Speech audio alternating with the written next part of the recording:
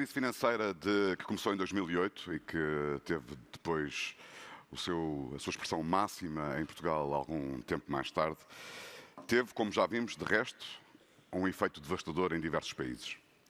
Em Portugal, todos nos lembramos, foi o tempo da peste grisalha, do aguenta-aguenta, da indignação nas ruas, do desespero em milhares de famílias, das despedidas no aeroporto, do Skype para matar saudades, daqueles que fugiram em passe de bala com um diploma na mala, como escreveu o Pedro Brunhosa. Um dos próximos convidados, o professor e filósofo Michael Sandel, pergunta com frequência, em jeito de provocação, claro, o que é que aprendemos com a crise? O que é que mudou na globalização? O que é que mudou na economia? O que é que mudou nas empresas, nos bancos, nas empresas financeiras que estiveram na origem dessa mesma crise? É particularmente surpreendente que este próximo convidado, o professor Michael Sandel, tenha sido considerado, já por mais que uma vez, a personalidade estrangeira mais influente na China, que está em guerra comercial com os Estados Unidos, como bem sabemos, e que seja apresentado muitas vezes como um professor universitário daqueles raros que conquistam uma espécie de aura de estrela pop.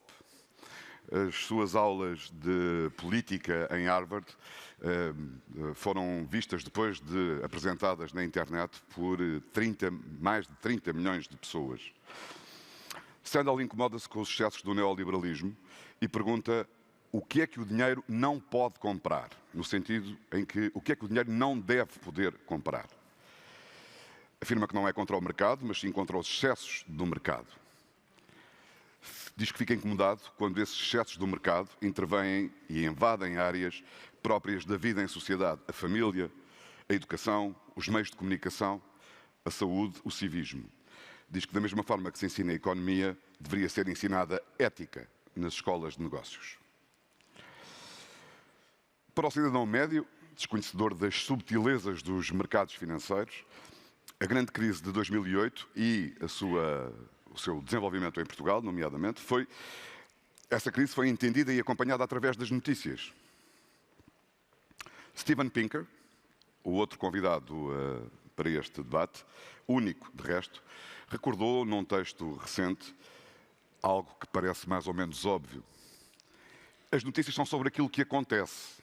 As notícias não são sobre aquilo que não acontece. Isto leva-o a dizer que tomamos conhecimento do mundo através das notícias, naturalmente caóticas, reveladoras de uma realidade angustiada, mutante, nervosa, ansiosa, desordenada, excessiva, em que tudo parece errado. Penso que todos nós já tivemos essa sensação ao ver um noticiário. Mas, mais do que seguir as notícias, defende o professor Pinker, se queremos entender verdadeiramente o rumo das coisas, do mundo, da vida, da sociedade, da humanidade, devemos olhar para as trend lines e não para as headlines. Devemos olhar para aquilo que são as linhas de tendência, de grande tendência, de longas séries cronológicas e não apenas para os cabeçalhos das notícias. E de resto, os médias não têm servido para grande coisa. Os líderes populistas do Brasil e dos Estados Unidos foram eleitos contra os média. Os média não apoiaram, os média do status quo, não apoiaram a maioria das ideias do Brexit, e ainda assim o Brexit é dominante na opinião pública britânica. Após décadas de status quo, em que já percebemos aqui também que, quem diria, eventualmente o ambiente de Guerra Fria e o totalitarismo comunista do Bloco Soviético durante esse período ajudou a reforçar uma certa ideia de democracia que nós construímos no Ocidente. Não deixa de ser paradoxal. Mas após estas décadas de status quo, estes exemplos do Brasil, dos Estados Unidos, tantos outros, ajudam-me a ilustrar, a mim, como está a desaparecer o conceito de opinião pública, enquanto grande espaço de consensos. Aquilo que nos permitia a todos encontrar um colega de trabalho no dia seguinte e falar sobre a declaração política do Primeiro-Ministro na véspera, porque era expectável que ele tivesse visto ou sabido exatamente o mesmo que eu, e, portanto, tínhamos ali um referente comum, podíamos falar sobre aquilo. Hoje em dia, isso não é possível. Nós não sabemos verdadeiramente o que é que sabe, o que é que interessa à pessoa com quem nos cruzamos. E isso reduz o espaço público, reduz o espaço de grandes consensos da opinião pública e faz desintegrar, penso que tem sido por demais evidente, o conceito que nós construímos durante muito tempo de opinião pública ele próprio. A opinião pública era consequência da era das massas, quando havia mass média. Hoje vivemos a era do eu, a era do indivíduo, em que se torna mais difícil dirigir mensagens para largos grupos da população. Tudo é personalizado. O marketing é personalizado, o automóvel é personalizado, o meu operador de telecomunicações personaliza o contacto comigo quando eu ligo para a linha de apoio, o automóvel é personalizado, a camisa é personalizada e o telemóvel é o local. Ouvíamos há pouco aqui um desafio que era, para apreciarmos uma obra, temos que nos distanciar da tela. Tela, em brasileiro, significa ecrã, em português do Brasil. Como é que eu me posso distanciar deste ecrã, que é agora aquele ecrã, aquela tela, onde eu me informo, nos fóruns onde posso ser público ou anónimo, que me induzem aquilo que eu acredito ser o meu conhecimento e que se transforma, não este mini iPad, mas o telefone que eu tenho no bolso, porque é mais prático, se transforma numa cabine de voto. Isto é uma cabine de voto, hoje em dia. Quando se fala dos fenómenos das fake news e do WhatsApp em alguns países, não tanto em Portugal, porque a utilização do WhatsApp em Portugal tem sido muito peculiar, estamos a falar disto como instrumento de formação da opinião e de decisão política e, portanto, isto é um cartão de eleitor em formato eletrónico, com tudo o que de bom e de mau daí possa advir. E enquanto tudo isto acontece, a política mantém-se lá atrás para tentar chegar às pessoas a que chegava antes e que hoje em dia não consegue, porque as pessoas não estão no mesmo sítio. Bom, temos então aqui um debate entre duas pessoas, dois pensadores, dois filósofos. Eu gosto da ideia de termos filósofos a debater em público com uma audiência de 850 pessoas. Sobre ética, princípios e valores. Para moderar a sessão de trabalhos, vou chamar o coordenador da área de estudos da Fundação Francisco Manuel dos Santos e membro da Comissão Executiva e do Conselho de Administração da Fundação, o jurista e professor da Faculdade de Direito da Universidade Católica, o Gonçalo Saraiva Matias. É aqui no meio, Gonçalo. Aí. E os nossos convidados, o professor Steven Pinker e o professor Michael Sandel. Please join us at the stage.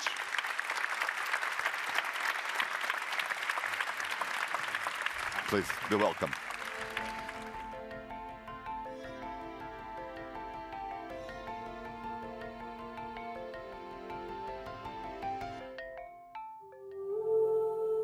Well, thank you very much. It's a pleasure and an honor to be here with such distinguished guests. We are living times of unparalleled democratic challenges. As José Antonio was saying, the citizens distrust institutions, especially political representatives. Our foundation launched a study today showing exactly that citizens essentially distrust institutions. Citizens think that representatives are not only incapable of standing up for their needs, but also that they are essentially morally corrupt. So there's also this corruption problem, not only in the activity, but also in their moral standing. They feel also that that feeling is keeping citizens away from politics, a fact that is reflected in low turnouts in elections. We just had an election in Portugal with 70% of abstention. And also difficulties in recruiting the best talent for public service.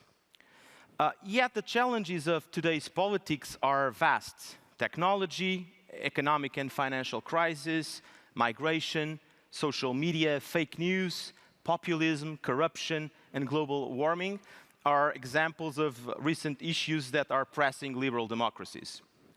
The question, and that's the question that we would like to discuss today, if you agree, is whether ethics and values, which is the title of our debate, that we cherished for so long in our democracies and that we take for granted, are strong enough to deal with these multiple challenges. To help us debate these fundamental questions, we have the privilege of having here today two of the most prominent world thinkers. Michael Sandel teaches political philosophy at Harvard University. He has been described as the most relevant living philosopher, a rock star moralist by the Newsweek, and currently the most popular professor in the world, die Zeit. His writings have been translated into 28 languages. His legendary course, Justice, is the first Harvard course to be made freely available online and on television. It has been viewed by millions of people around the world, including in China, where Sandel was named the most influential foreign figure of the year, China Newsweek. Congratulations. Sandel's books, including Justice, What's the Right Thing to Do, and What Money Can't Buy, The Moral Limits of Markets, relate the big questions of political philosophy to the most vexing issues of our time. His BBC series, The Global Philosopher, engages participants from over 30 countries in debates about topics such as immigration, climate change, and free speech. Described by The Guardian as the man who is currently the most effective communicator of ideas in English, Sandel's books and online lectures have brought him the kind of popularity usually reserved for Hollywood movie stars and NBA players, China Daily. His lecture tours have taken him across 5 continents, packing such venues as St. Paul's Cathedral in London, the Sydney Opera House in Australia, and an outdoor amphitheater in Seoul, Korea, where 14,000 people came to hear him speak.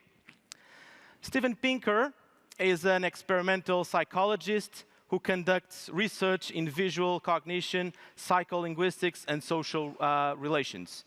He grew up in Montreal and earned his BA from McGill and his PhD from Harvard. Currently John Stone Professor of Psychology at Harvard, he has also taught at Stanford and MIT. He has won numerous prizes for his research, his teaching, and his 9 books, including The Language Instinct, How the Mind Works, The Blank Slate, The Better Angels of Our Nature, and The Sense of Style. He is an elected member of the National Academy of Sciences, a 2-time Pulitzer Prize finalist, Humanist of the Year, a recipient of 9 honorary doctorates, and one of Foreign Policy's world's top 100 public intellectuals and Time's 100 most influential people in the world today. He is chair of the usage panel of the American Heritage Dictionary and writes frequently for the New York Times, The Guardian, and other publications. His 10th book is called Enlightenment Now, The Case for Reason, Science, Humanism, and Progress. I'm a big fan of this book, let me tell you, Professor. So thank you so much. Please help me give a round of applause to our outstanding guests today.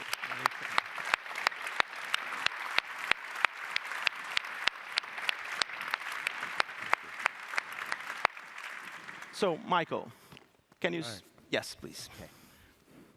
Okay. Good to see you.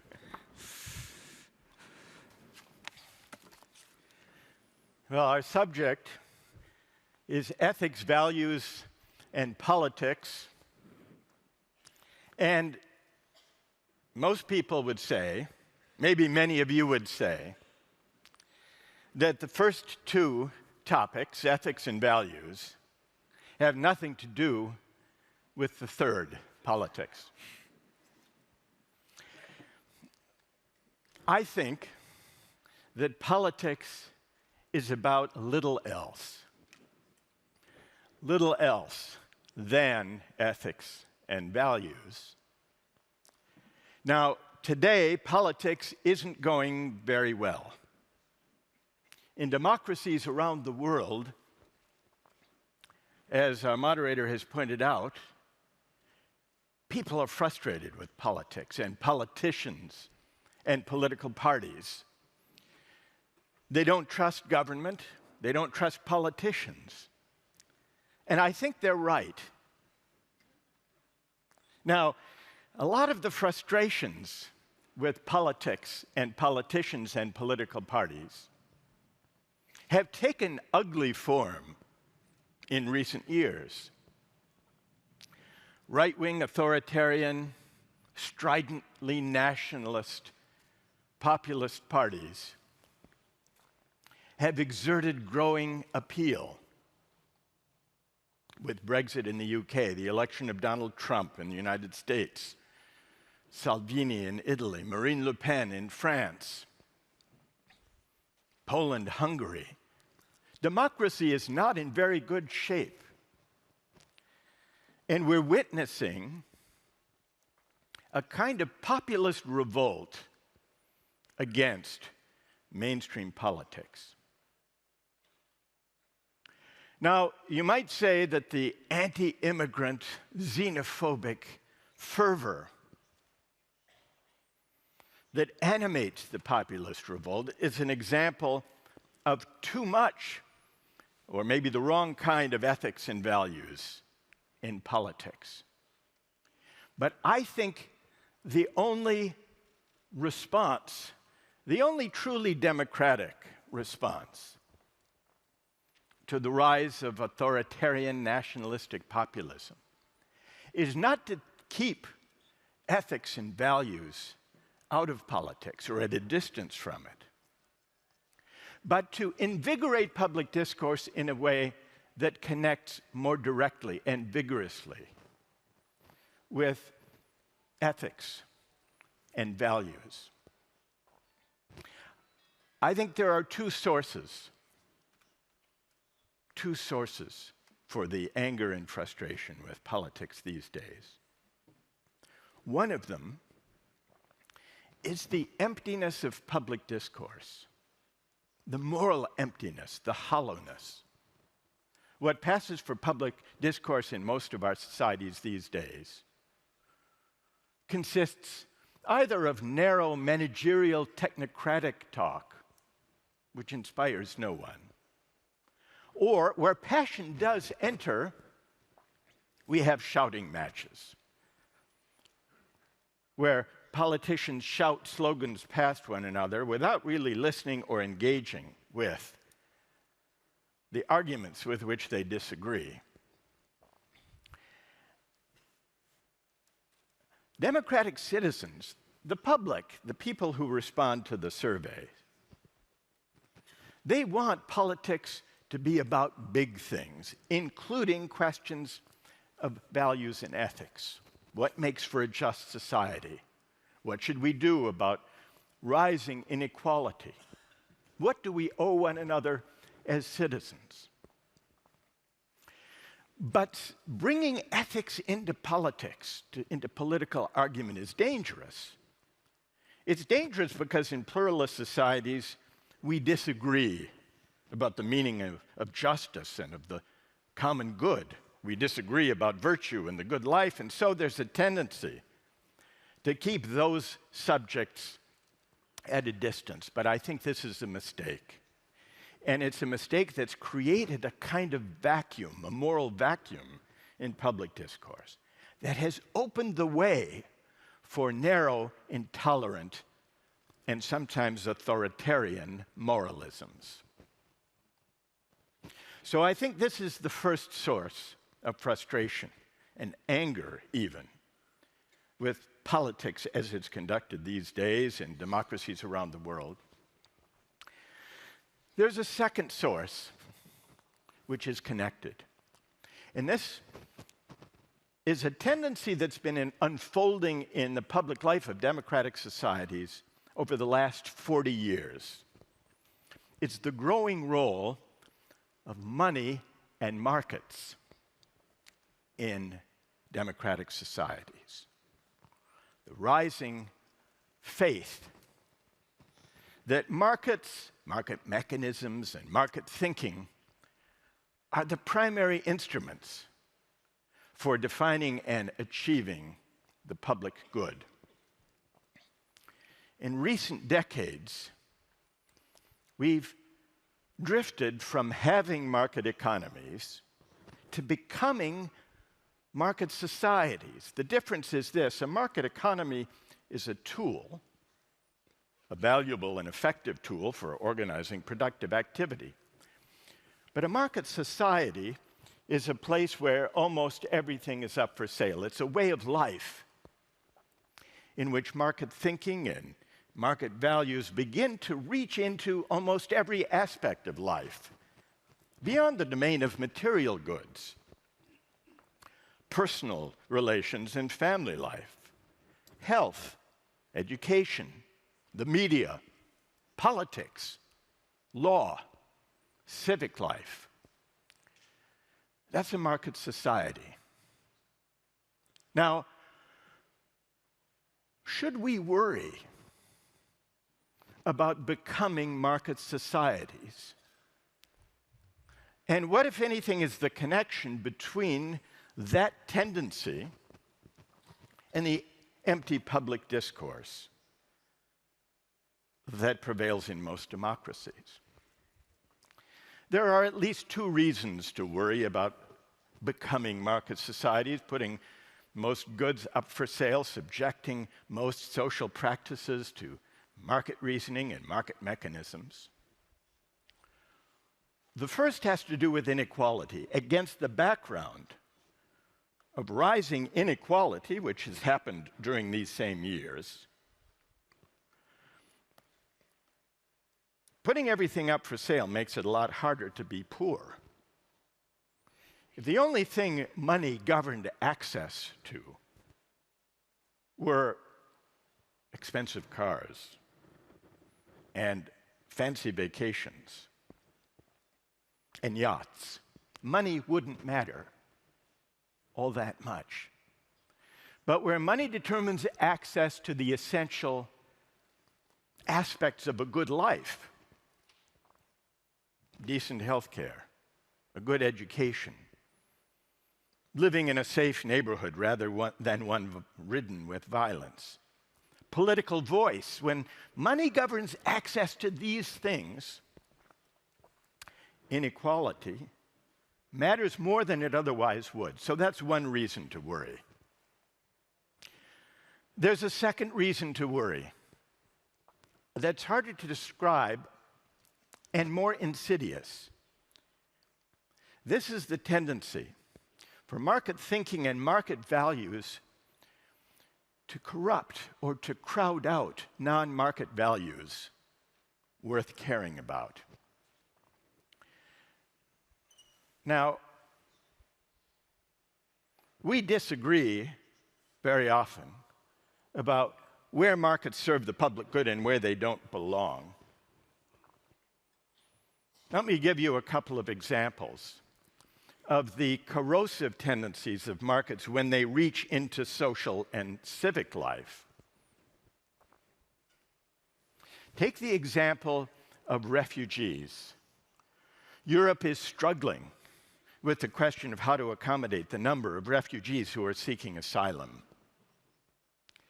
Some have advised the EU to use a market mechanism to increase the number of refugees countries, European countries, will agree to accept.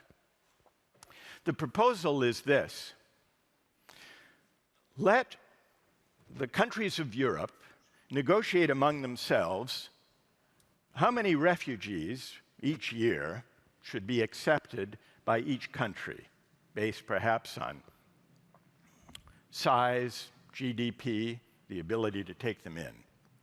Then, add to that quota for each country the provision that a country can fulfill its obligations under the refugee asylum program, either by accepting its assigned number of refugees or by paying some other country to take its refugees instead. Now, from the standpoint of economic efficiency,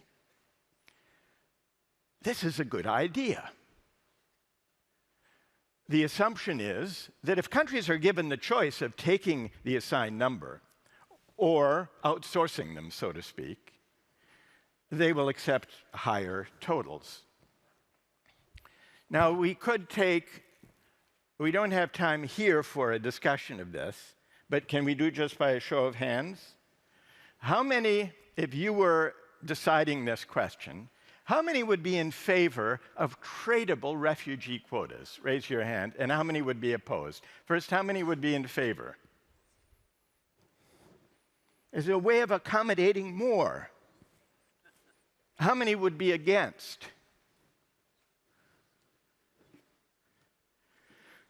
The majority were against, though not everybody voted, I notice. A little bit like the election for the European Parliament in Portugal. Now, the argument in favor is straightforward. It's an efficiency argument. The idea is this way, more refugees can be accommodated. Let me guess about the reasons that those of you who voted against oppose it.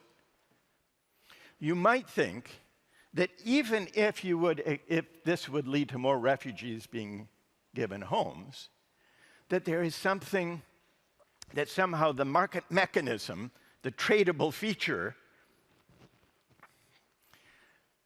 somehow corrupts our view of the refugees, turning them into assets to be haggled over rather than as human beings in peril. That might be one reason for some of you.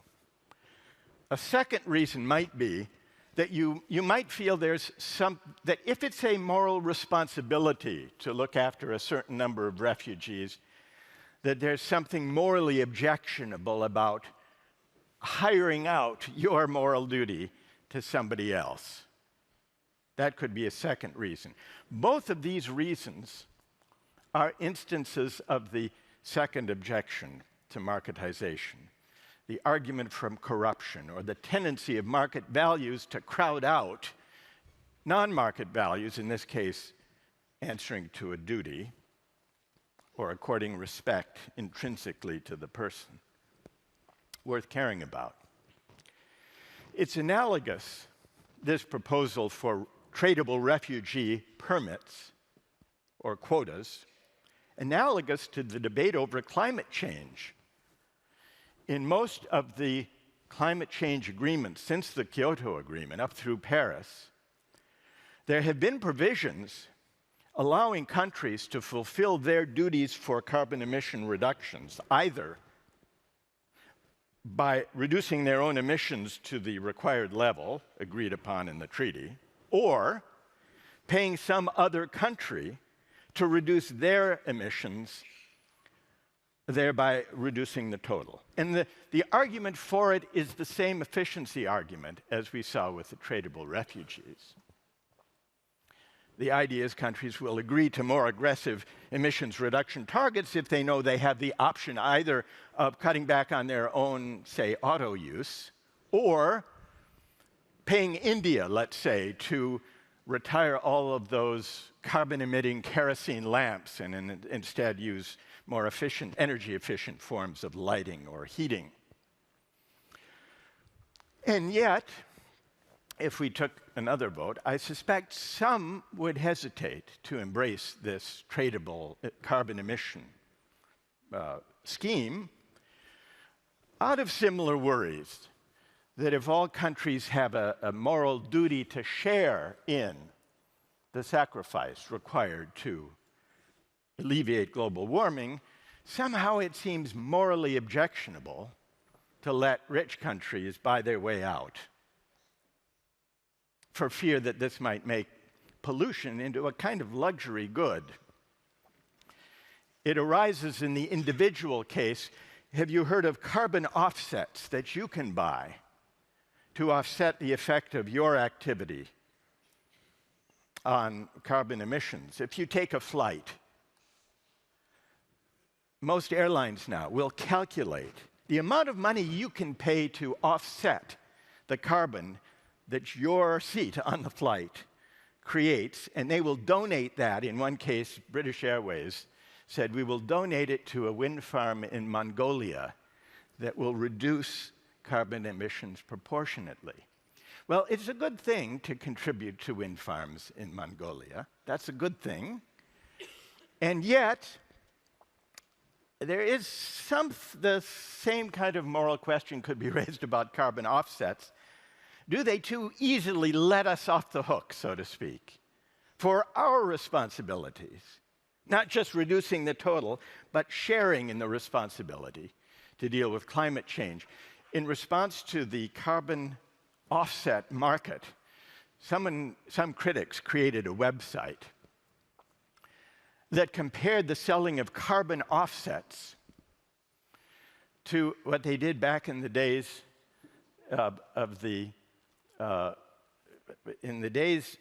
you remember Martin Luther objected to the Catholic Church selling indulgences, selling salvation. And to capture this analogy, they set up a website called that allowed you to buy and sell offsets for infidelity.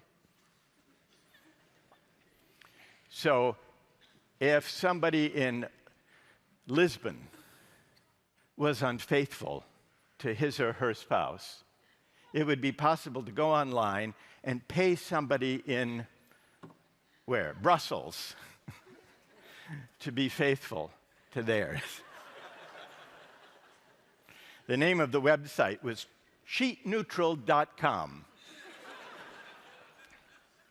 Now, the hesitations I've described about embracing market mechanisms, even for seemingly good ends, like finding more places for refugees or reducing carbon emissions.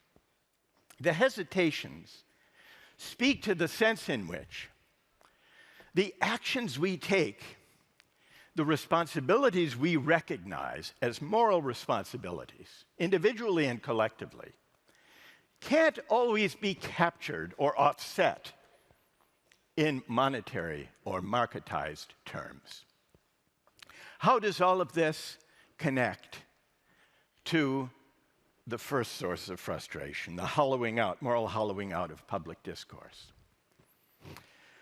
In the following way, I think. The marketization of social life, the tendency to substitute market values for various social and civic goods we prize, has a certain appeal beyond the efficiency it offers. The appeal is that market relations seem to spare us the need to engage in messy, controversial, contested debates about ethics and values. In pluralist societies, we hold competing conceptions of the good life. We don't agree on the meaning of virtue or the common good or of justice. So it's tempting to find a way, a seemingly neutral way, of deciding public questions and solving public problems in a way that doesn't require us to engage in the hard debate and argument about competing conceptions of the best way to live, or the right way to value refugees, or the environment. It seems a way to a kind of tolerant society, where we don't have to argue with one another about ethics and values. But it's a false promise. It's a spurious neutrality. And it's one that's contributed to distancing ethics and values from public discourse.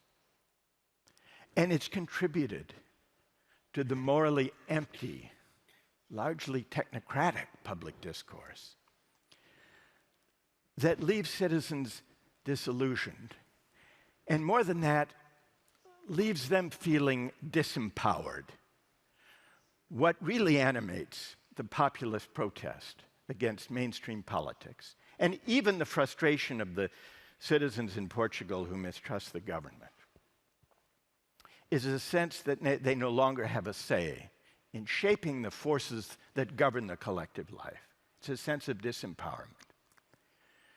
The last 3 or 4 decades of neoliberal globalization and the market thinking that's gone with it have left democratic citizens feeling disempowered, have hollowed out the terms of democratic public life and have left an empty public square that is open to and vulnerable to dark, ugly,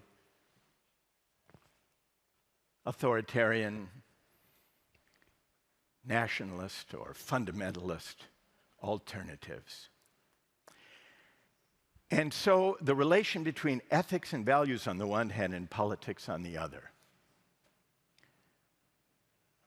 is more intimate than we often suppose. Consigning or outsourcing our political judgments and our moral judgments to markets does not leave them undecided. It simply means that other forces will decide them for us. And we are now paying the price. I think the way to a healthier democratic public life is not to avoid the questions of ethics and values about which we disagree, but to engage with those debates more directly. We need to find our way to a morally more engaged, more robust kind of public discourse than the kind of which we've been accustomed, not only as a way of answering the populists, but also as a way of making ourselves better democratic citizens. Thank you very much.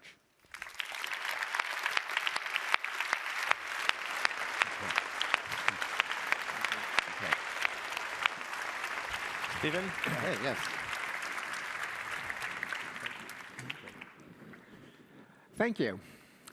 I'm going to address these questions in a slightly different way by asking, can there be a set of values, ethics, and politics that we can agree upon? And by we, I mean the entire world. Can I have my slides, please?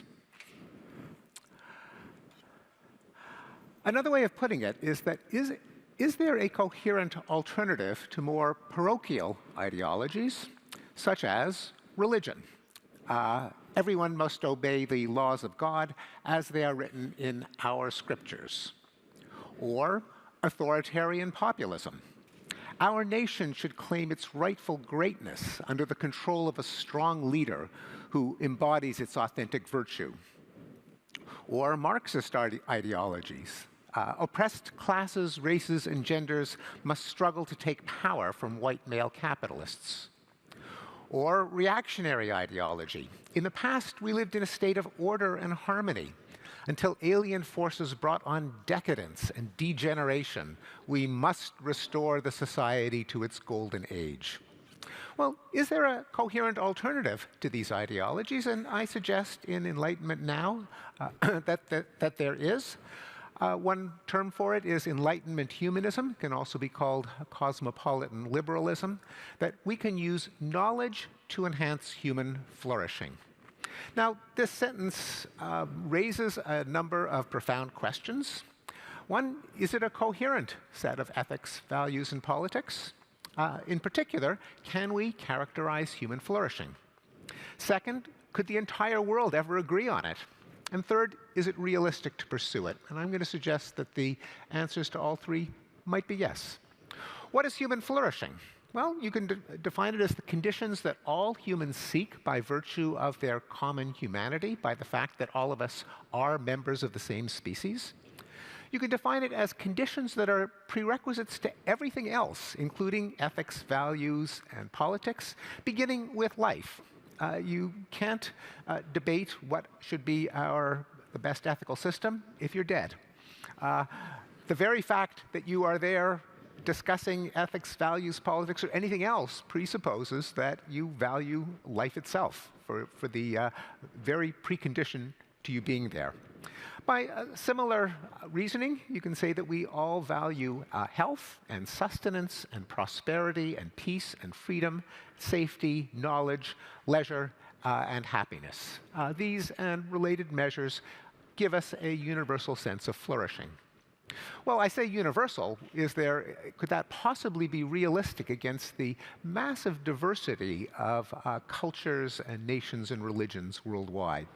Well, here is a historical fact, or at least a tendency. When people from diverse cultures have to agree on shared goals, when you bring together diverse people, they tend to converge on Enlightenment humanism. I'll give you some examples. At the end of the Second World War, the world was in ashes and rubble. The nations of the world had to come together to agree on a universal set of principles. Now, what could those principles be? Let's say someone at this meeting of the world's nations proposed, well, I think the first principle is we accept Jesus Christ as our Savior. Well, some countries would agree to that, but a lot of countries would not. Or let's say someone proposed, America is a shining city upon a hill. Well, the Americans would go for that, but I don't think the Portuguese would. Does that mean that there is nothing that all countries could agree upon? And the answer is no. They agreed on the Universal Declaration of Human Rights, dozens of principles that were accepted not just by Western countries. Quite the contrary, the Universal Declaration of Human Rights was adopted without opposition, including non-Western countries such as India, China, Thailand, Burma, Ethiopia, and 7 Muslim countries. And in fact, the United States and Britain were very reluctant to sign it. They had to have their arms twisted to agree to it. Another example, the United Nations Millennium Development Goals. Could there be a principle that all of the world's countries agreed upon? And the answer is yes. In the year 2000, 191 out of 191 UN member states all agreed on the Millennium Development Goals. Was that a one-time fluke? No, many of those goals were met. And in 2015, 100% of the United Nations member states agreed on the Sustainable Development Goals.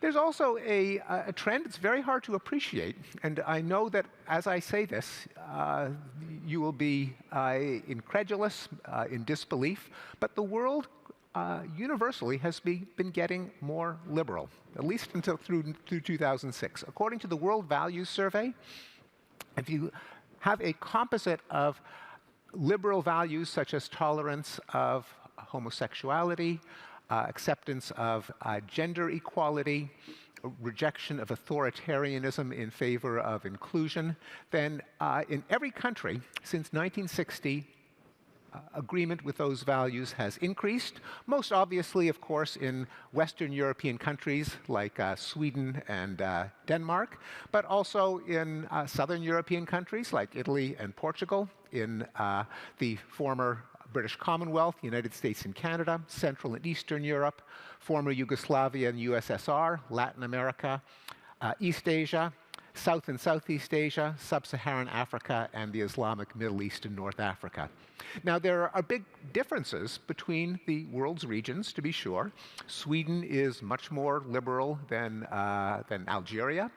However, all of them have become more liberal over time, to the extent that a young person in the Middle East today is more liberal than a typical Swede was in 1960. Now, that sounds completely unbelievable, but imagine that you could get into a time machine, go back to Sweden in 1960 and ask a typical person, what do you think about women becoming chief executive officers, heads of state? What do you think of gay people marrying? The percentage would be very close to 0. In the Middle East today, there's a large percentage of people, particularly young people, who would agree with them.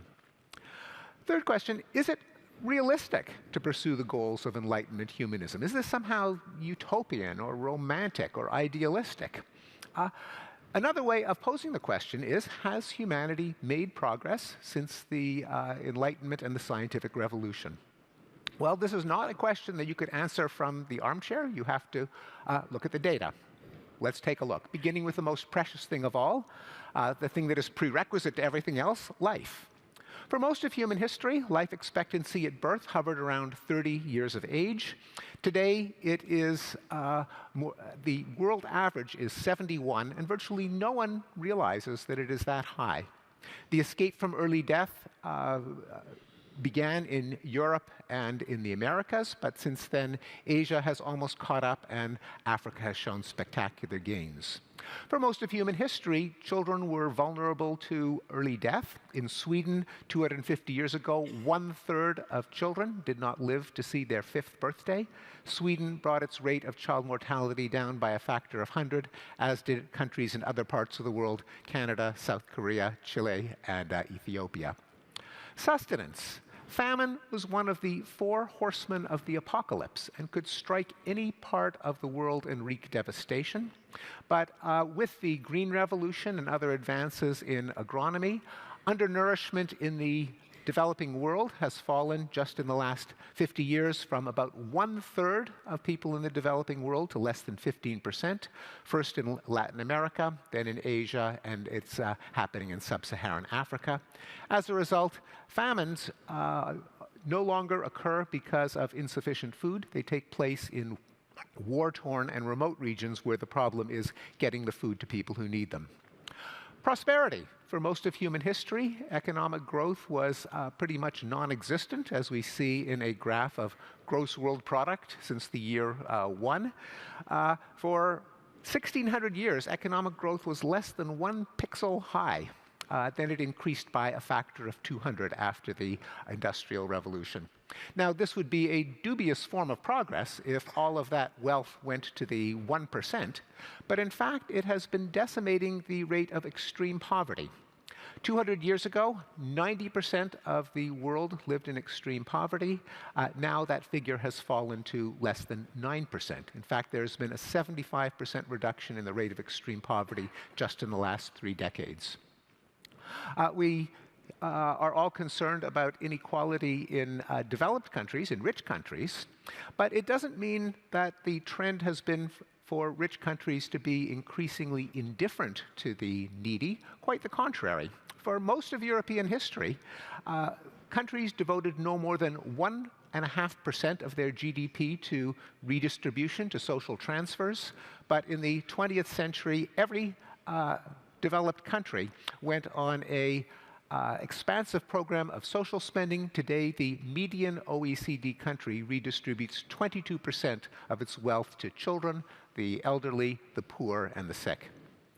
Peace, the natural state of relations between empires for most of human history, was war, and peace was just a brief interlude between wars. We can see this in a graph showing the percentage of years that the great powers of the day, such as Spain and Portugal in their glory years, and the Ottoman Empire and so on. What percentage of the time were they at war? Well, pretty much 100% of the time.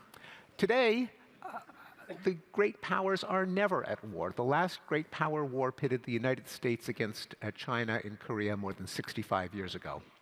If we zoom in on the 20th century, we do see that even as wars were getting less frequent and shorter, 2 of the ones that did occur were massively destructive, World War I and World War II. But contrary to predictions that I grew up with, that it was only a matter of time before World War III would break out between the United States and the Soviet Union, we now know that the Cold War ended, Soviet Union went out of existence, and World War III never happened.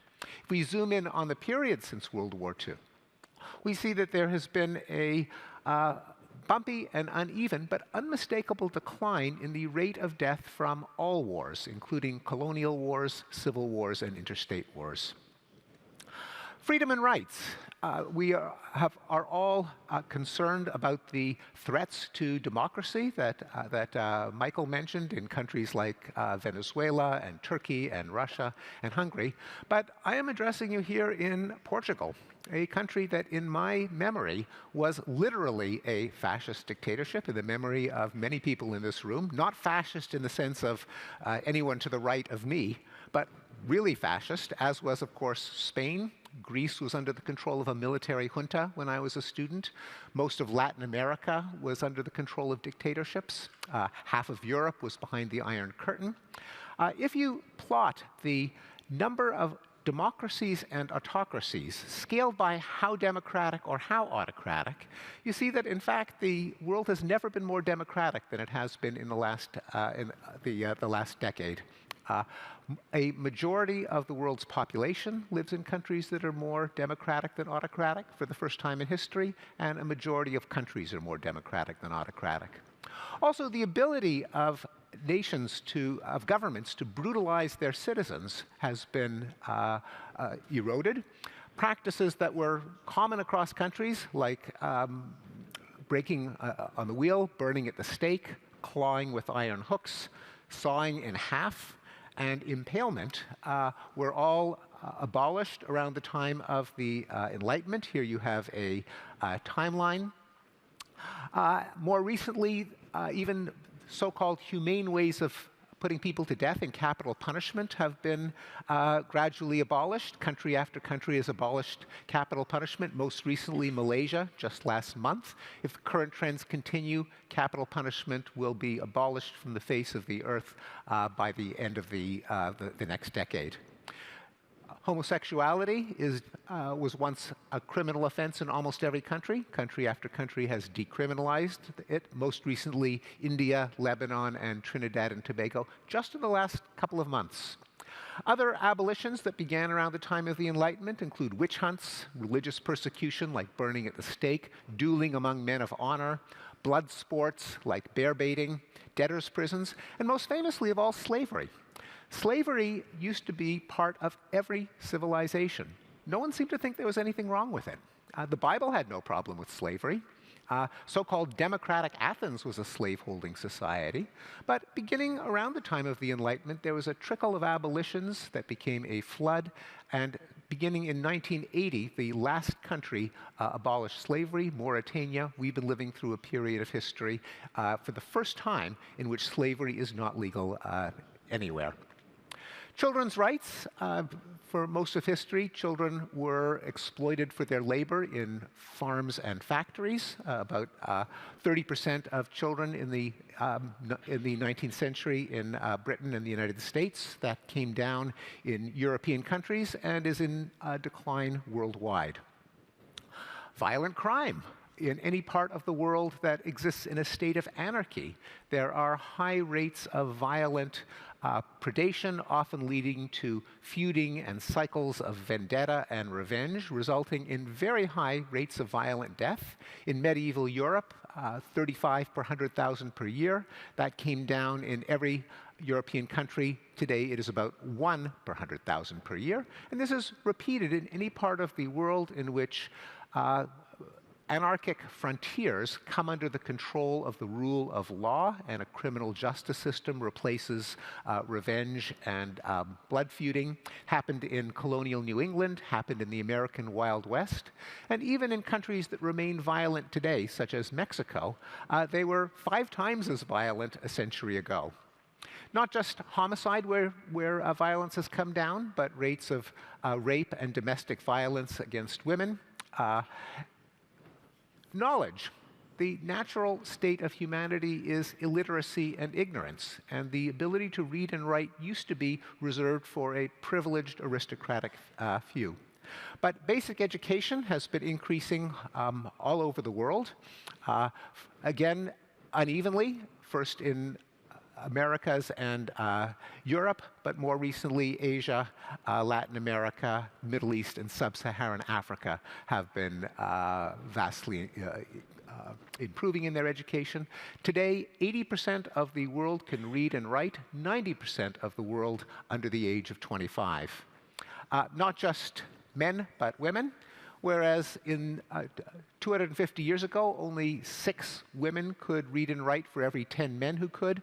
But the world is, but countries like England achieved gender parity in literacy by the 20th century, and the world as a whole is very, very close. Even countries that are most backward when it comes to educating girls, Pakistan and Afghanistan, are showing steep increases.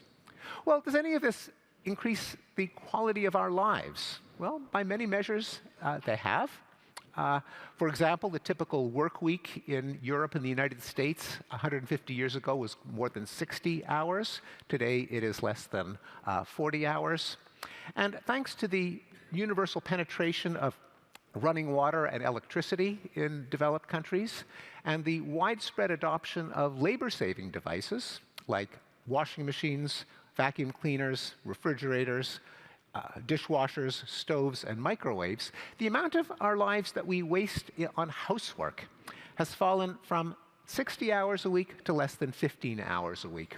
Thanks to the shortening work week and the adoption of labor-saving devices for housework, the amount of leisure time has increased in the last 50 years, both for men and for women. For women, the reason that it has leveled off is that women spend more time today with their children. A working woman today spends more hours with her children than a stay-at-home woman did in the 1950s. Well, finally, does any of this make us any happier? The ultimate criterion. The answer is, on average, it does. In a majority of countries for which we have data on happiness going back several decades, levels of happiness have increased. Interestingly, the United States is not one of them. There's been a slight decrease in happiness, but the United States was pretty happy to start with. Let me make a final comment, since I've tried to show you that progress, the increases in human flourishing that I suggest ought to be the goal of moral and political systems, is a real fact. However, progress is not inevitable. Progress does not mean that everything becomes better for everyone, everywhere, all the time. That would not be progress. That would be a miracle. And progress is not a miracle. Progress consists of using knowledge to solve problems. Problems are inevitable, and solutions create new problems that must be solved in their turn. So the existence of problems today does not mean that there has been no progress, because the problems of yesterday, when they are assessed objectively with the historical record, were worse. As Franklin Pierce Adams pointed out, nothing is more responsible for the good old days than a bad memory. There is a danger of being unaware of progress. There are several dangers. One of them is fatalism. If you believe, as many people do, I think contributing to authoritarian populism, that the things are getting worse and worse no matter how much people have striven to make the world a better place, they have all failed, well, the natural conclusion is, why even bother trying? Why waste time and money on a hopeless cause? Let's just look after ourselves and our families because we can't make the world better. And an even greater danger is radicalism. On both the left and the right, if you think that our institutions are failing because of ignorance of the fact of human progress, and that they are beyond all hopes for reform, a natural response is smash the machine, burn the empire to the ground, or to empower a leader who promises only I can fix it. To conclude, the existence of progress, I suggest, vindicates the ideals of the Enlightenment, which I identify as reason, science, and humanism. If we commit to these ideals, progress can continue. If we don't, it won't. Thank you.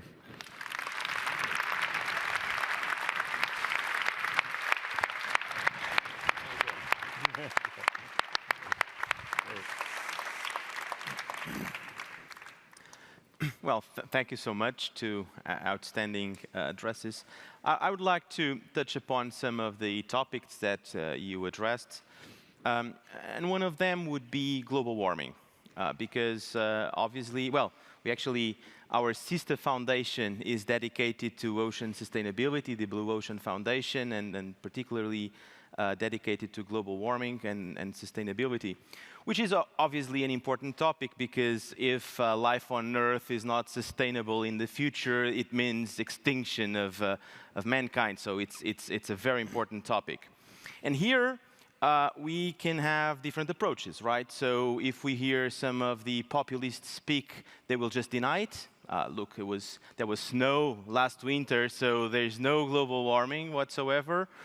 But Steve, you're an optimistic. So regarding global, and Michael, you also spoke about global warming. But being an optimistic, and as far as I understood, you would say, progress, technology, would in a way solve global warming? Or what would be the answer of an optimist to global warming? Now, by the way, note that I did not use the word optimist. The point is not that we should expect things to get better. The point is we should know what the facts are. Now, that means knowing when things have improved, such as the reduction of poverty, the reduction of crime, the reduction of war. But it also means knowing when things are getting worse, and carbon emissions are clearly getting worse. That is not a case where one should just be optimistic as a matter of personality or temperament. It's always a matter of knowing what the facts are. My point in showing that progress is real is not that we should be optimistic, we should look at the bright side. It's that we should know what the facts are and not be mistaken. In opinion polls, if you ask people, do you think that extreme poverty worldwide is increasing, decreasing, or staying the same? It's a question that the late Swedish Dr. Hans Rosling has asked thousands of people. The way he summarized the result was, if I asked chimpanzees on the zoo to pick which among bananas that had the answers on them, they would have done better than most people. They would have done better than the experts, because people are mistakenly pessimistic. So that's just to put the facts of progress in context. They are simply facts that people are ignorant of. Now, when it comes to CO2 emissions, things are definitely getting worse. And there's no reason for optimism that we will that the problem will solve itself. It won't. It depends on what we do. I do, in Enlightenment now, have a lay out what I think will be necessary in order to solve the problem of climate change. And it does involve two solutions that are at least don't exactly harmonize with Michael's presentation. I don't know if he would explicitly disagree with them, but I argue for two things. One, changes in policy, in particular carbon pricing, whether cap and trade or carbon taxes. It worked for reducing acid rain. It acknowledges the fact that using energy is good. It makes more people live longer, healthier, happier lives. The challenge is not how to stop using energy, but how to minimize the damage to the planet. Now, Michael and I both flew over here. I don't know if you bought carbon offsets, but we clearly, by our own actions, are saying fossil fuels are good. They got us over here.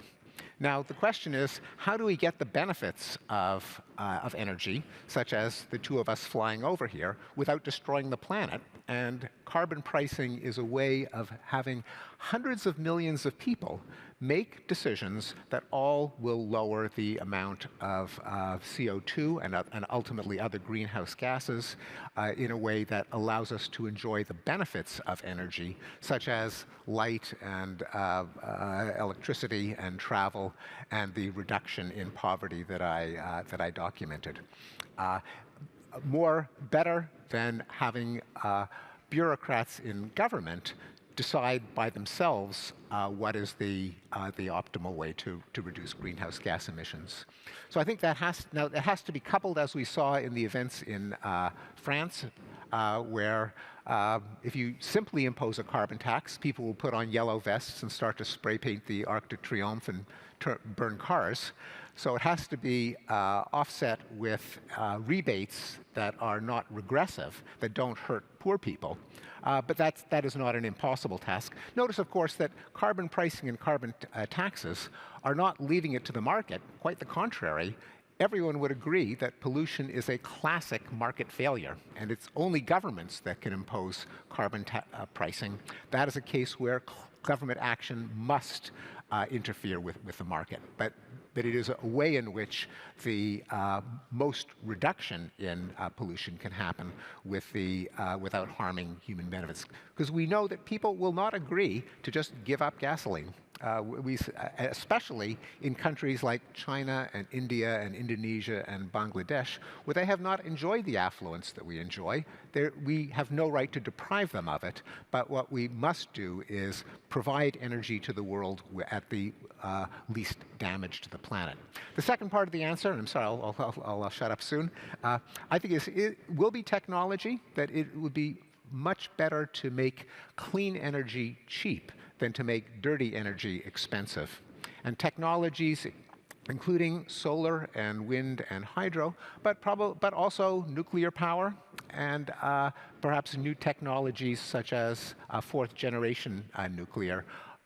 If they make clean energy cheap and affordable, people will naturally adopt them. And ultimately, what we want to do is save the planet. I think I'm less concerned with Michael over what is the morally desirable way of doing it, as long as we do it. Because allowing climate change to occur would be highly immoral. There'll be refugees, there'll be famines, there'll be human suffering. Our prime moral imperative is how to prevent climate change. Michael, do you agree? Or do we have a fight here? Well, first, Steve, you say that you're not an optimist as such. You're presenting the facts to correct misunderstandings. Still, when I listen to Steve, I always, listening to the facts, come away more cheerful. Me too. That's good. And because it reminds me of all of these terrible things that used to be prevalent that are less so now, like slavery and torture and that kind of thing. And so I'm made more cheerful, but they want us, I think, they want us to clash. You disagree? Okay. And so, for the sake of getting a discussion going, what I was wondering about was whether all the cheerful facts, how do they fit with the philosophical idea with which you began of Enlightenment humanism? Now, I can see a clear connection with some of them, like getting rid of slavery and torture and that kind of thing. But then there are also the washing machines and the microwaves and that kind of stuff. And I can see, I suppose, how Enlightenment humanism indirectly contributed to the technology that created these conveniences.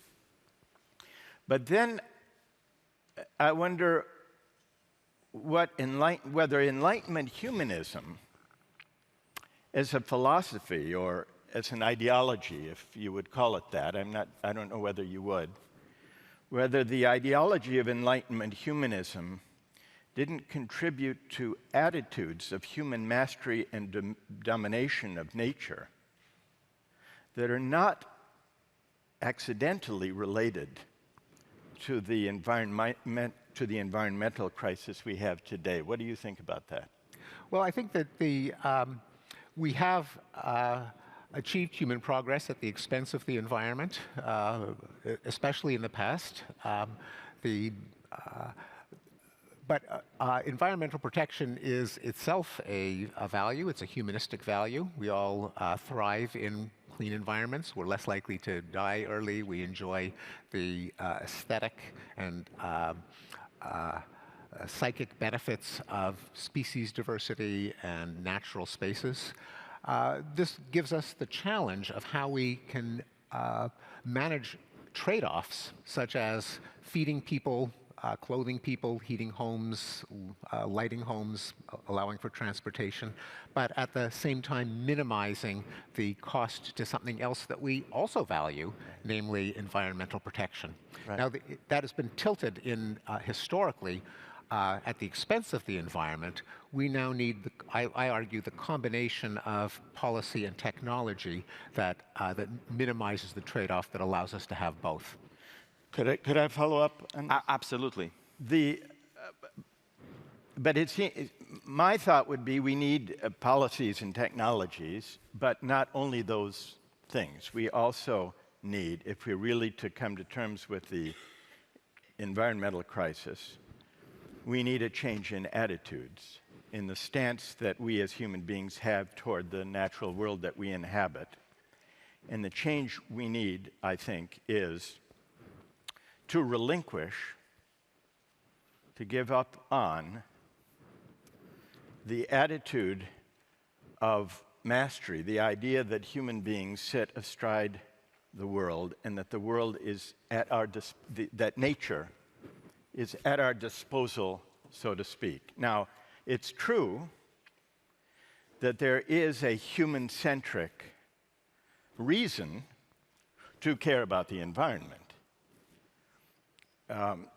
Stephen mentioned we have an interest as human beings in living in a world where there isn't radical climate change that creates flooding and disrupts our lives and destroys crops, and that does away with the diversity of species. But I can imagine two reasons for caring, let's say, about the diversity of species.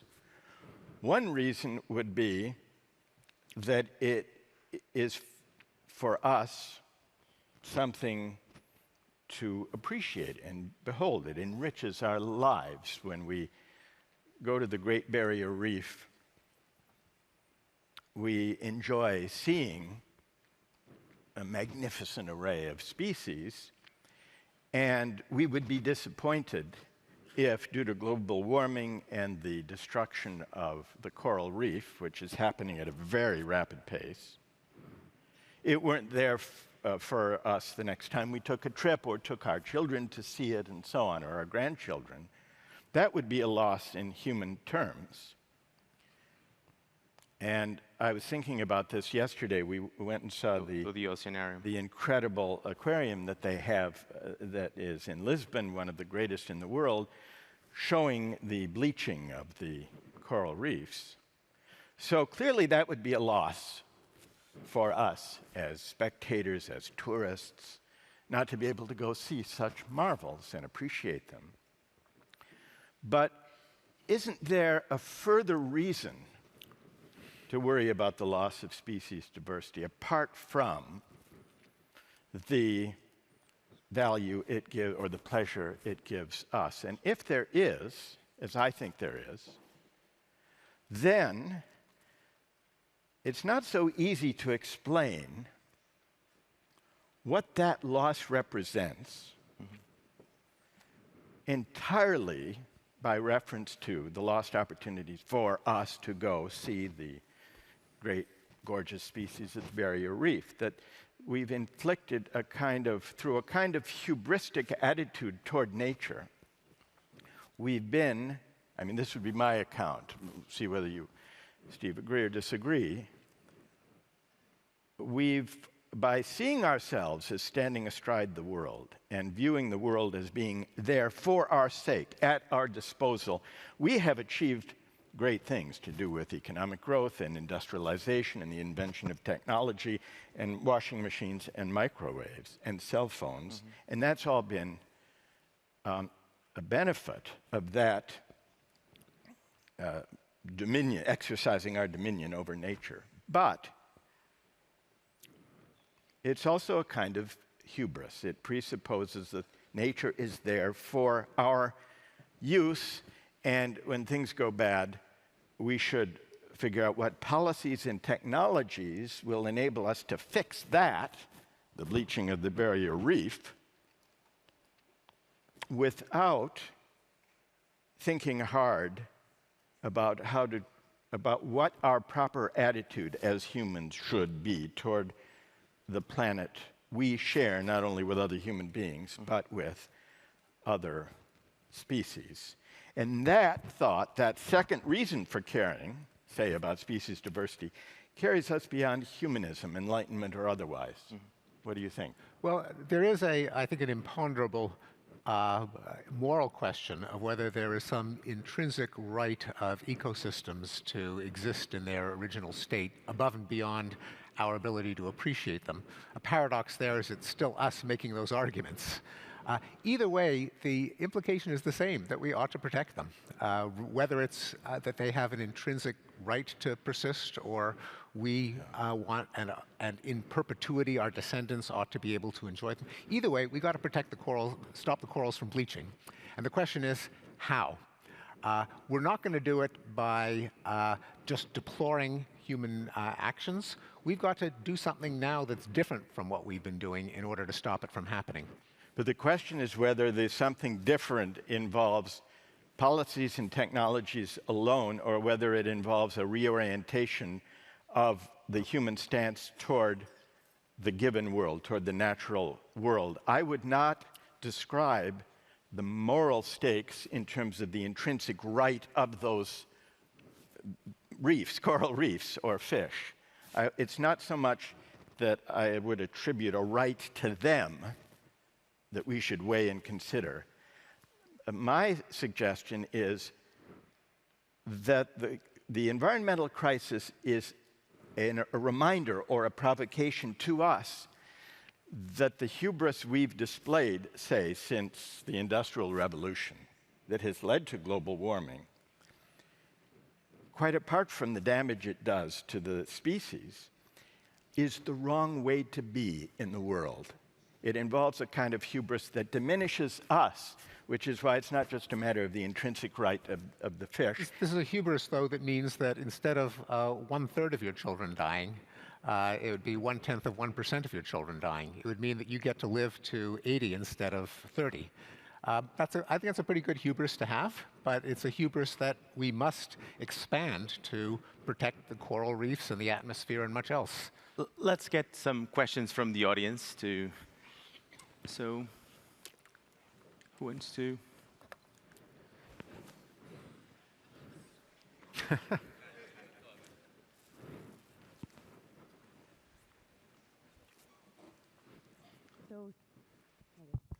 So thank you very much. My name is Katerina. It was a pleasure to listen to you both. Can you listen to me? No? Okay. Okay. Can you listen now? Okay. Thank you. My name is Katerina. It was a pleasure to listen. Okay. Put like closer this? to your mouth. Yes, thank you. Okay. Very strange. Okay. My name is Katerina. It was a great pleasure to listen to you both. And I think you're going to take it well. But I would like to ask you both, because I felt that we ended up simplifying some of the things.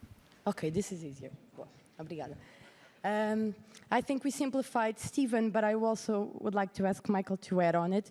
I think we simplified some things because it kind of seemed to me that we were talking about the end of history as itself. Or I remember when I was studying everything, democracy is the end of everything, and so we are in progress, everything is good. Some problems will be solved with technology and politics. But some of the things you showed, for example, I remember watching the graphs on basic education. Eastern Europe increased a lot on basic education because of Soviet Union. And I'm not saying that I'm pro-Soviet Union, but it wasn't liberal democracy. And it kind of seemed that you were talking about how liberalism as we know it is the way to advance progress, or is part of advancing progress. So it seems to me that oversimplification, talking about moderation, it closes the discussion on different ways to solve issues. It closes the discussion on values, as Michael was talking about, and how different values and how different ideas should be talked and discussed together. So I would like to hear on you about that. And on capitalism too, because we are talking about solutions and climate change, possible degrowth or not, but I think we're not using the names, and capitalism and so on. I would like to listen to. Thank you very much. Let's take another question. No, actually, I think it's better to answer each question as it comes, good. instead of taxing human memory. Okay, we have little time, but... Okay. Yeah, it doesn't close the question, it opens the question. We can ask the question, do market economies or communist economies lead to greater human flourishing? Taking all things into account, education and health being two of them, but freedom and happiness being others. And we can ask the question empirically. We have experiments. Is it better to live in South Korea or North Korea? Is it better to live in East Germany or West Germany? East Germany had a very good education system, but so did West Germany, and West Germany had much else beside. We can ask, where do people go when they have the choice and they're exercising their desire for good things in life? Do they tend to try to escape from South Korea into North Korea, from West Germany into East Germany, or the other way around? It opens the question, doesn't close it. That's the kind of question we have to ask. Michael, do you want to? Well, maybe just to kind of sharpen and develop the kind of disagreement that is maybe just beginning to emerge, I would say that going back to the basic idea of the Enlightenment, I would say, and maybe here's a disagreement, I think the Enlightenment was a mixed blessing. I agree that it produced a lot of the good things that Stephen described. But I think it was a mixed blessing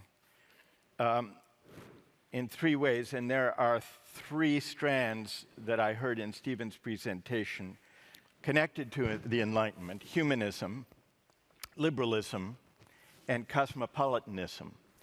And I think we've already discussed a possible difference of view, or at least of emphasis between us, about humanism, depending on how it's understood in relation to the natural world. As for Enlightenment liberalism, it did create a lot of freedoms and rights that Stephen enumerated and that I too celebrate, but it also fueled the market faith that in capitalism, including an unrestrained version of capitalism that has had some of the effects I was trying to describe earlier. And as for cosmopolitanism, that too has a powerful appeal because it seems a way to transcend or overcome parochialism, as Stephen pointed out, and at first glance, the authoritarian, xenophobic nationalism that we see with alarming frequency around the world today does seem to be an assertion of parochialism, the cure for which might seem to be Enlightenment cosmopolitanism, but I don't think so. I think that the authoritarianism and the xenophobia that we're seeing today around the world is a reaction against people's sense that a sense of rootlessness, a lack of belonging, a lack of membership, a lack of identities rooted in particular places and regions and traditions and cultures. And when people feel they are dislocated rather than situated in the world, they will not experience this as an Enlightenment cosmopolitan solution to the confines of parochialism. They will experience it as deeply disorienting, and I would say rightly so. And if that's something like that is right, the antidote to authoritarian xenophobic nationalism is not cosmopolitanism. It's to try to re-articulate the sources of particular community and membership and belonging that can situate people in the world. Mm-hmm. We have time for one more question. You should be able to reply to that. Should I reply to that? Sorry? Should I reply to Michael's observation? Oh, yes, absolutely. Yes. Yeah. Well, there is, we can enjoy benefits of rootedness in a community while still also enjoying the freedom to travel, the exposure to ideas and cultures that aren't our own, the availability of a wide variety of cuisines, of ideas, of art forms. People don't like to be rooted in villages. Our grandparents emigrated from small, cohesive, parochial villages. Many people in this audience, I suspect, are going to would be very happy to work in countries other than Portugal for a part of their lives. In general, when people have a choice, they opt for the freedom to sample a variety of cultures. It can lead to some dislocation, to some alienation, but it's on the whole, it is better than forcing people to stay in their village life and to be dominated by the local patriarch. Yes. Thank you. My name is Samuel. I would just like to make a short comment before I pose a question. And correct me if I'm wrong, but it seems to me that at the center of the debate both of you are having is a deficiency or an insufficiency of liberalism, which is the fact, and let me just add, I consider myself a classical liberal, a pro-capitalist liberal, and we could say, just like we said before about democracy, paraphrasing Winston Churchill, that capitalism is the worst economic system apart from all other systems. Yet, at the center of liberalism is this incapacity for instilling a sense of collective purpose and of what is a good life, especially in affluent societies, in Western democratic affluent societies. And Professor Pinker, you have brilliantly exposed how demonstrated how humanity has been progressing. But you can have all those conditions you stated in China, in, well, not North Korea, but in other dictatorships, for example. One might even say that liberalism, for example, in Salvador Allende's Chile, deals perfectly with democracy. Friedrich Hayek would state that, of course. So my question would be, don't you, for Professor Pinker, if there isn't something off, something odd in our societies, because we all have, and paraphrasing Fight Club, we all have jobs so we can have money to buy stuff we don't need to impress people we don't like. Yet we work more and more hours. That's why there's talk about the basic income and the robotization of the economy, all of that. That's why we work fewer hours, but anyway, go ahead. Yeah. But at the same time, there's something off in our societies, hence populism, hence a symptom, just one example of how something is so far off in democratic Western societies. People who were born and raised in Western democratic societies and enlisted in ISIS and went to Syria to die for an alien ideology, an alien religion. So my question in the end, how do you instill a sense of a good life? What is a good life, especially in Western democratic democracies who are experiencing populist surge? Yeah, couple things. One thing, there is no, many people confuse capitalism with anarcho-capitalism. That is nothing but a free market. That does not exist. And I showed in the graph that 100% of developed capitalist countries have an elaborate welfare state.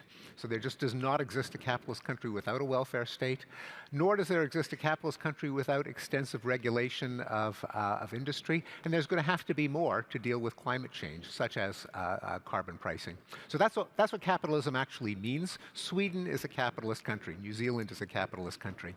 Now, the question of whether liberal capitalist social democracies, such as Sweden and Norway and New Zealand, have left people alienated and in a sense of meaninglessness.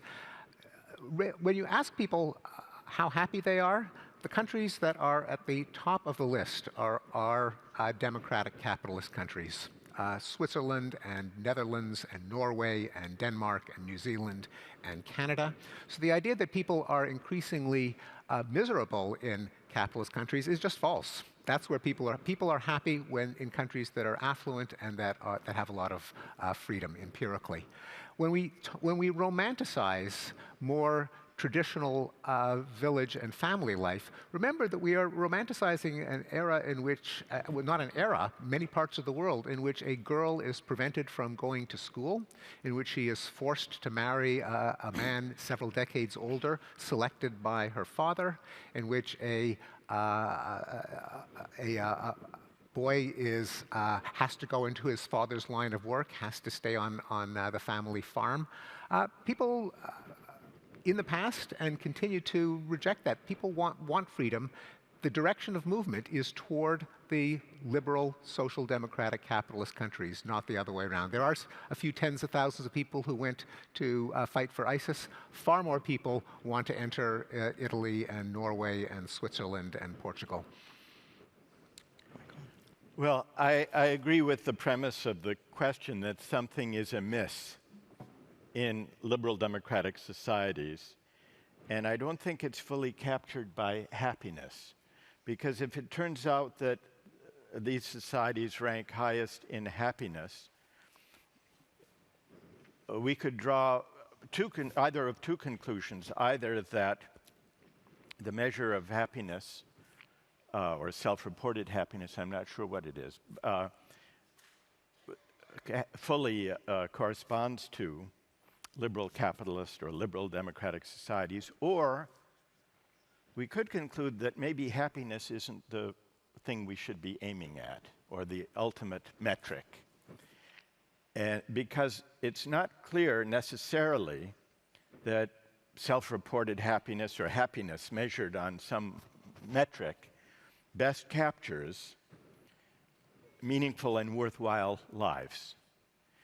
And the question raised the category of meaning, which I think is really what's at stake, and what's at stake in the challenge to liberalism as an adequate or self-sufficient public philosophy.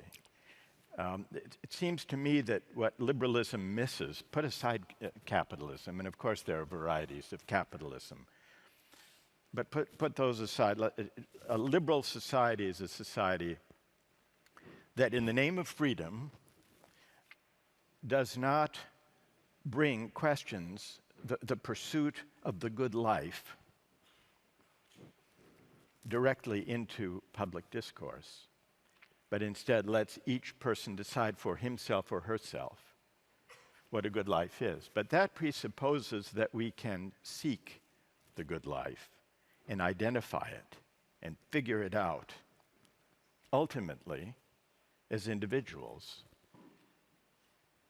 Now, we may get help, but it's up to us, finally, to decide for ourselves what the good life is. And I think that's a mistake. I think that's the deep assumption in liberalism that's a mistake. And what's missing, what's amiss, that the questioner identifies in liberal democratic societies has to do not with the register of self-reported happiness or contentment, but instead to do with meaning and an orientation to the good life. And one way of accounting for this split is that we increasingly think of ourselves, when we think of pursuing the good for ourselves, we think of ourselves as consumers and not as citizens.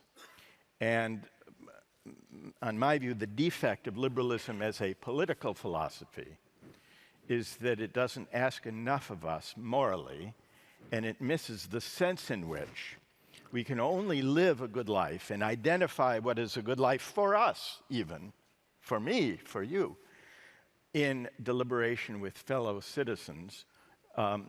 And that kind of deliberation and searching is what gives life a meaning that matters more, I would suggest, than happiness. Can I respond to that, or are we out of time?